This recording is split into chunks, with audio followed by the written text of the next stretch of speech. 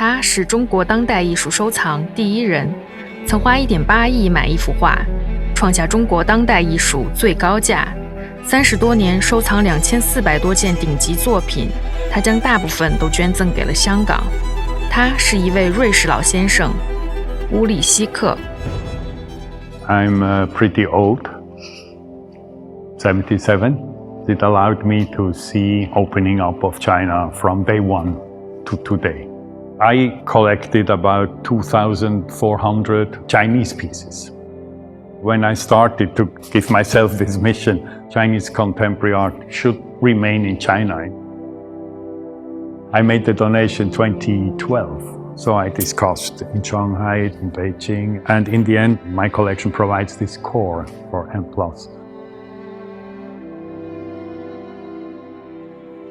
I'm kind of first foreign investor in China.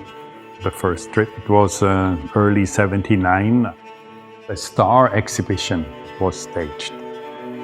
I realized, wow, there is no contemporary art yet, because only now artists could do autonomous art. They had no contact to the outside world. So if a national museum doesn't do it, why don't I do it? I had so many studios at the time, small room, no heating, and I'd wear a coat and paint.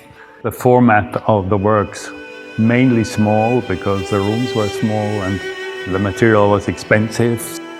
In the earlier exhibition, we showed like the East Village in Beijing.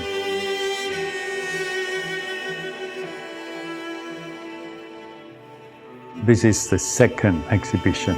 I think it's about 120 works. It's a wider variety that mirrors this very fast development of Chinese society in the 90s, with consumerism, sudden wealth, more knowledge about the world.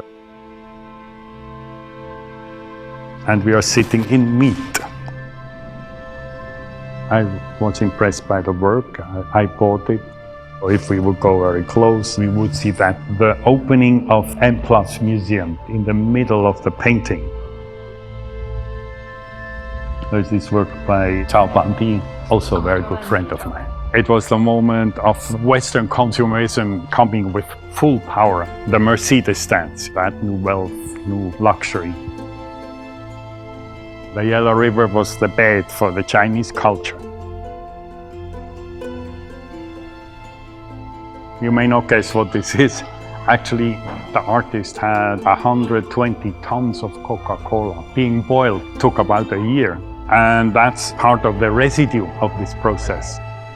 That's what I meant about the contemporary art as an image of Chinese society. This installation refers to reproduction, particularly from Western market. He really installed a production line. He organized like 30-some painters.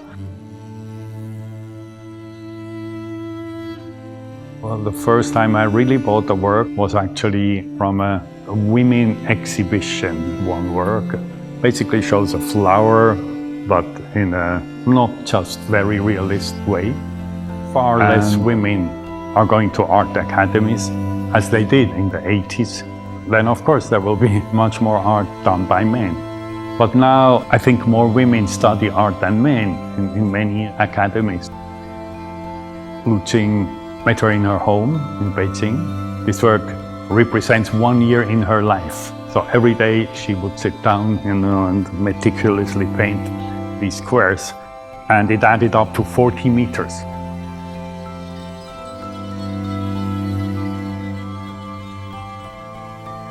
And then there's another phenomenon for the Chinese artist. Out there is this global mainstream art with the big auction catalogs, covers, and all that. And, how do I compete with the best? They still may seek this difference in their own tradition.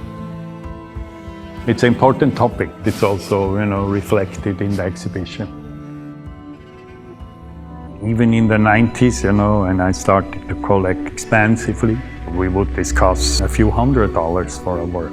Shortly after that, 1,000 or 3,000, 5,000. After 2000, the prices really exploded. mainly foreign professionals coming to China. The Chinese buyers also came into the market. This momentum in the pricing attracted ever more people. But the highest price ever paid was paid for a work by Zhen Fengzhi, $25 million. Was paid like just before 2008. I think 2008 came a collapse of price when it comes to pricing. It's more taste, maybe now size, for instance, because Chinese collectors now, they live in very fancy homes. All of a sudden they have big walls, and the artistic quality is just one of many factors in this game. It's a market. I just observe it. For me, it was like building this collection, and I had already taken the decision not to keep it. I never felt, wow, my pockets are getting bigger. Not a second. And here are many artists, no one knew, or even maybe today no one knows, and they have very low price. To become a collector is not just accumulating things. The creating is one thing, interaction with the artist is very important. 99% of the artists I have a work I know in person. It's part of my learning process about Chinese realities. I wish I had a home where I can have 2,500 pieces, but it's impossible. After the donations, I still have several hundred works in my home. I change them very often to see maybe old works, old friends again. My wife not happy about every decision. I gave away some of her darlings. I said, why did you give them away? I have to, because I can't keep the best. I must give the best to the museum. There should be a place where you can read the storyline of Chinese contemporary art.